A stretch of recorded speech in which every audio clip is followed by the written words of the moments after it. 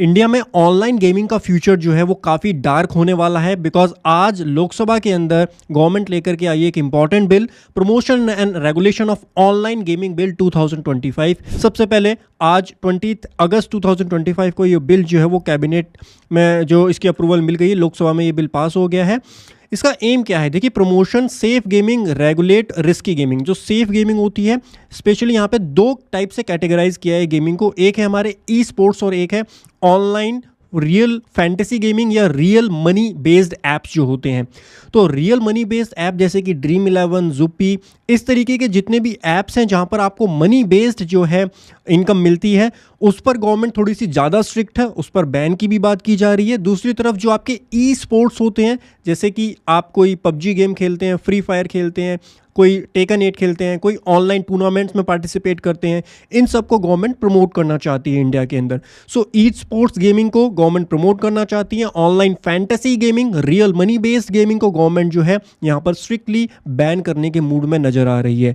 Focus जो है youth को बचाना, कर्ब करना फ्रॉड एंड एडिक्शन को, और फाइनेंशियल लॉस, एडिक्शन और मेंटल हेल्थ जो होती है उसको प्रोटेक्ट करने के लिए यहाँ पर ये बिल जो है वो इंट्रोड्यूस किया गया है। Now what is the main purpose of this bill? सबसे पहले ई स्पोर्ट्स को रिकॉग्नाइज करना, official recognition by ministry of sport with competitive framework and regulations. उसके साथ सोशल एजुकेशन गेम्स को प्रमोट करना, गेम जहां पे एजुकेशन वैल्यूज मिलती हैं, सोशल इंटरेक्शन होता है, उनको गवर्नमेंट प्रमोट करना चाहती है।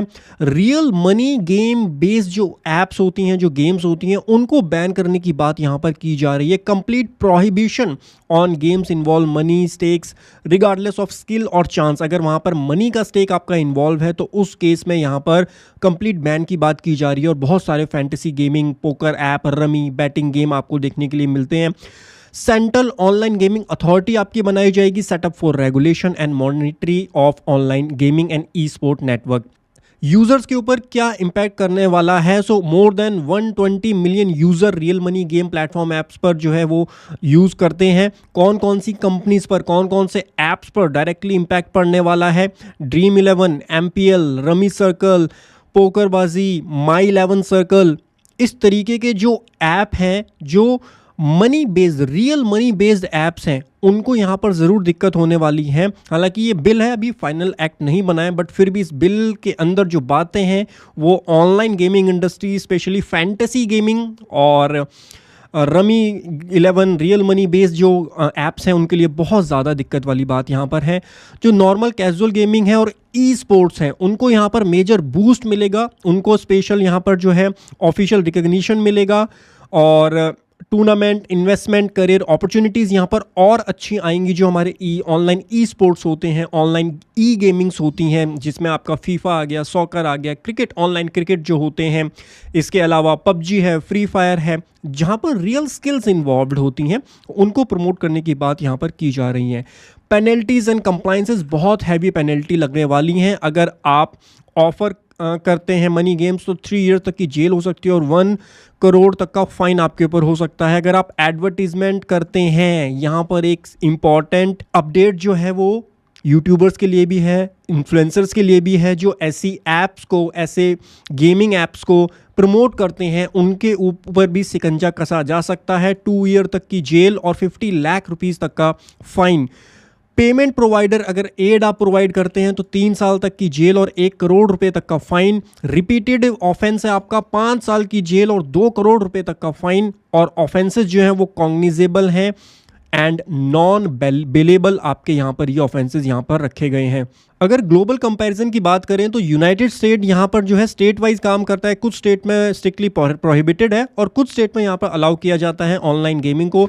यूके जो है, यहाँ पर यूके थोड़ा सा यहाँ पर रिलैक्सेशन प्रोवाइड करता है, टैक्स काफ़ी हाई कलेक्ट करता है, बट वहाँ पर कोई प्रोहिबिशन एज सच नहीं लगाई जाती है ऑनलाइन गेमिंग या गैम्बलिंग ऐप्स के ऊपर। चाइना के अंदर कंप्लीटली प्रोहिबिटेड है ऑनलाइन गेमिंग, और ये जो रियल मनी वाले जो होते हैं उनकी मैं बात कर रहा हूँ, ई स्पोर्ट्स की बात नहीं कर रहा हूँ। ई स्पोर्ट डेफिनेटली, ई स्पोर्ट हर कंट्री जो है प्रमोट करना चाहता है। बात जो हो रही है केवल गैम्बलिंग और रियल मनी बेस्ड ऐप्स की हो रही है। चाइना में वो कंप्लीटली प्रोहिबिटेड है। इंडिया के अंदर भी मिडल पाथ रेगुलेशन फॉलो किया जा रहा है, यानी जो ई स्पोर्ट्स नेटवर्क है उसको प्रमोट करने की बात की जा रही है, और जो real money based fantasy based apps हैं वहाँ पर यहाँ पर स्ट्रिक्ट रेगुलेशन लाने की बात की जा रही है। उसके बाद कंक्लूजन करें तो बिल के अंदर बैन और प्रमोट अप्रोच, यानी जो ऑनलाइन गेमिंग है, जो फैंटेसी गेमिंग है, रियल मनी गेमिंग है, वहाँ पर बैन की बात की गई है। जो ई स्पोर्ट्स नेटवर्क है उसको प्रमोट करने की बात की गई है। Protect user fraud addiction, encourage innovation and long term impact depend upon implementation, किस तरीके से इम्प्लीमेंट किया जाता है। नाउ देखने वाली बात होगी किस तरीके से बिल जो है वो आगे पास होता है, बिकॉज अभी और काफ़ी स्टेप्स जो है इस बिल को करने, अभी सेलेक्ट कमेटी के पास भेजा जाएगा, उसके बाद ये राज्यसभा में जाएगा, उसके बाद प्रेसिडेंट की असेंट मिलेगी। तो मीनवाइल क्या कुछ चेंजेस होते हैं देखने वाली बात होगी। आप कमेंट सेक्शन में बताइए आपका क्या विचार है, क्या ये ऑनलाइन फैंटेसी गेमिंग ऐप्स जो हैं, इसको गैम्बलिंग ऐप्स भी बोला जाता है, क्या ये इंडिया में प्रमोट होने चाहिए, बैन होने चाहिए, या गवर्नमेंट को यहाँ पर टैक्स कलेक्ट करना चाहिए, और ऑलरेडी गवर्नमेंट टैक्स कलेक्ट करती है यहाँ पर, और रेगुलेटेड तरीके से इनको भी चलते रहने देना चाहिए। आपकी क्या राय है कमेंट सेक्शन में ज़रूर बताएं। मी विवेक साइनिंग ऑफ नाउ, मिलता हूँ आपको अगले सेशन में, तब तक हंसते रहिए, मुस्कुराते रहिए, बाय बाय, टेक केयर।